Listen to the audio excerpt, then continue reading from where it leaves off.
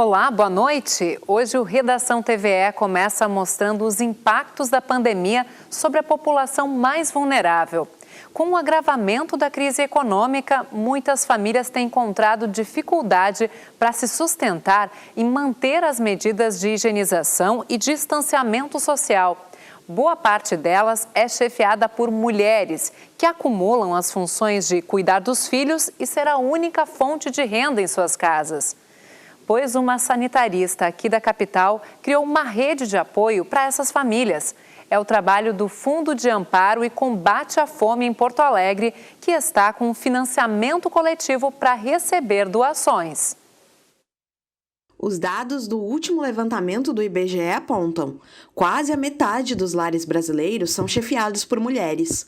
São 35 milhões de responsáveis financeiras por seus domicílios, uma realidade em que se somam multitarefas, como cuidar dos filhos e da casa.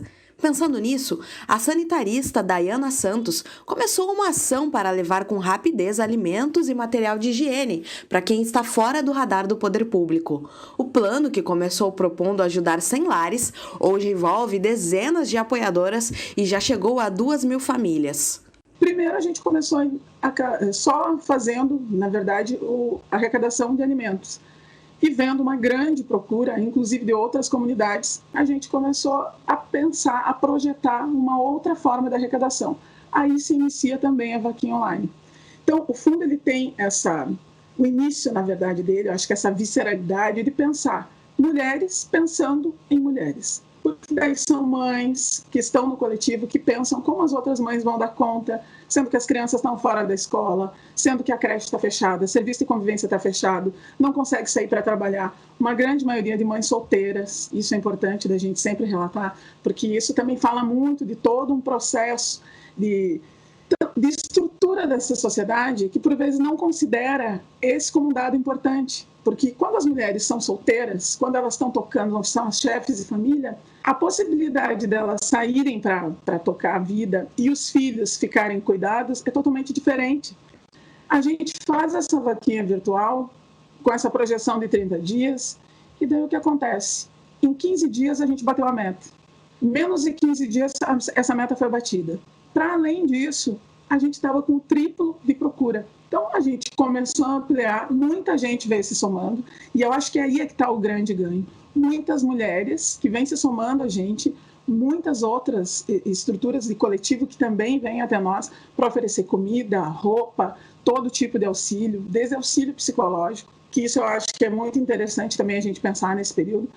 A gente sempre faz uma avaliação dos lugares que ainda não receberam nenhum tipo de auxílio. São mulheres relativamente jovens, 78% delas até então, do que a gente tem por base nessas fichas que a gente faz, são negras. E acho que isso é importante a gente pensar porque a grande maioria dessas mulheres nas periferias são negras.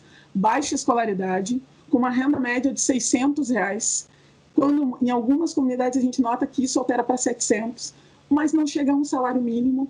Se a gente recebe o suficiente para comprar sabão e pó, detergente, a gente vai comprar isso. Tudo se transforma em benefício para essas pessoas, porque o mínimo é um mínimo de cuidado, sabe? É o mínimo de cuidado com essa mulherada que está aí e está tocando e consegue, com toda essa força, uma resiliência nesses lugares, a estar passando por tanta coisa que o período da pandemia não parece nada diante disso, sabe? Então, quando a gente chega assim com máscara para os pequenos, com os absorventes, quando a gente chega com a cesta básica, quando a gente chega com roupa, e agora inverno, tem uma parceira que fez tricô para nós, chega com as mantas de tricô, com sapatinhos para bebê, com os casaquinhos de lã para bebê, mulheres grávidas que não têm absolutamente nada assim, novo, e eu estou falando novo de enxoval, é tudo que ganha já é de segunda mão. Conseguem entender a diferença que faz o olhar dela, pensando assim, nossa, elas me trouxeram algo que é novo, está fechadinho, está aqui, sabe? Faz tanta diferença, é tão importante, porque isso é um cuidado. Como a crise continua, o coletivo tenta alcançar novos parceiros e apoiadores. Além do financiamento coletivo disponibilizado online na plataforma Vaquinha, é possível participar das ações entrando em contato com a Dayana por meio das redes sociais. Nesses canais, ela também compartilha a prestação de contas do fundo com os apoiadores.